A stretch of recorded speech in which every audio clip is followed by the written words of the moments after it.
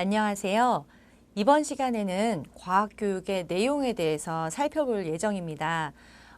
이제 아이들한테 어떤 과학을 제공해야 되느냐, 이제 그 과학의 내용적인 측면에서 좀 살펴보아야 되는데, 물론 이제 국가 수준의 교육 과정에서는 이러이러한 범위를 다뤄야 된다라고 기준을 정하고는 있는데, 대표적으로 과학의 범위인 이제 물리, 화학, 지구과학, 그리고 생물, 그 다음에 도구와 기계까지 우리가 좀 전반적으로 한번 살펴볼 예정이에요.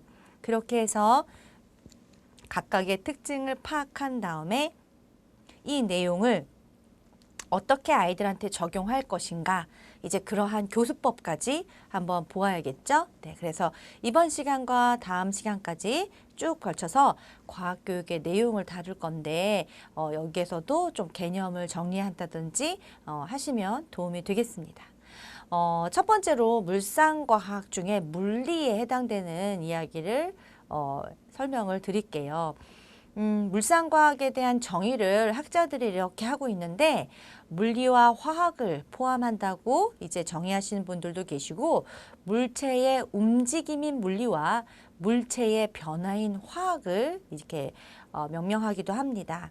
그리고 이제 도구와 기계를 물상과학에다가 이렇게 덧붙입니다.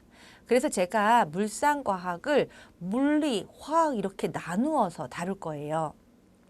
근데 여기서 물체의 움직임은 물리다, 물체의 변화는 화학이다. 요거는 좀 중요한 개념이기 때문에 정리할 필요가 있습니다. 자, 그러면 물리과학에 대한 개념을 한번 살펴볼게요. 물리과학이란 물질의 구조와 관측 가능한 우주의 기본 구성 요소 사이에 상호작용을 연구하는 물리과학의 한 분야다. 이렇게 정리를 하고요. 물체의 움직임에 관한 활동이다 라고 정의 내리고 있습니다. 그러면은 우리 주변에서 볼 수 있는, 유아들이 볼 수 있는 물리적인 주제는 뭐냐. 그래서 힘과 운동을 경험할 수 있는 자석. 참 이 자석 유아들이 되게 좋아해요. 그래서 이 자석은 물리적인 힘, 이런 물질의 힘을, 운동을 파악할 수 있는 그런 도구인데, 이거에 어떤 과학적인 개념이 있느냐. 실은 이 과학적 개념은 교사가 교육 내용을 선정할 때 매우 중요해요. 예를 들면 여러 가지 종류의 자석이 있다. 그러면은 유아들한테 여러 가지 종류의 자석을 제공해야겠죠. 어떤 자석들이 있죠? 뭐 기다란 막대 자석, 그다음에 이렇게 말굽 자석, 그다음에 동글동글한 원자석.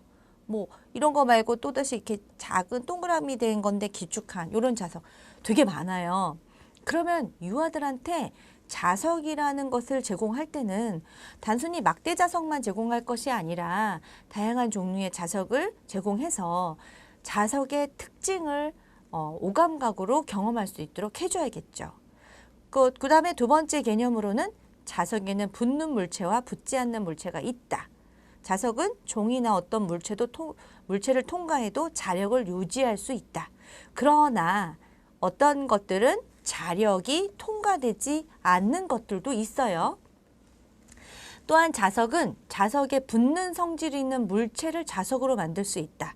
예를 들면 뭐 못이나 클립 같은 경우에 자석에 오랫동안 붙어 있으면 클립만 가지고 클립끼리 붙일 수도 있어요. 이렇게 그 자석에 붙는 성질이 다른 물체로 이렇게 전이가 되는 그런 특징도 자석이 가지고 있죠. 그리고 자석은 가운데보다 양끝이 자력의 세기가 강하고요. 자석에는 양극이 있죠. 그래서 같은 극 길이는 밀치고 다른 극 길이는 서로 당기는 힘이 있다. 그리고 자석은 우리 생활의 여러 곳에서 이용이 된다. 이런 과학적인 개념을 교사가 파악하고 있어야지 자석이라는 주제, 자석이라는 도구를 가지고 과학교육을 할 때 이런 부분들을 경험시켜 줄 수가 있겠죠. 그래서 이 자석은 유아에게 굉장히 의미 있는 과학적 주제인데 너무나 좋아하는 주제예요. 그래서 이렇게 제가 정리한 과학적 개념은 나중에 수업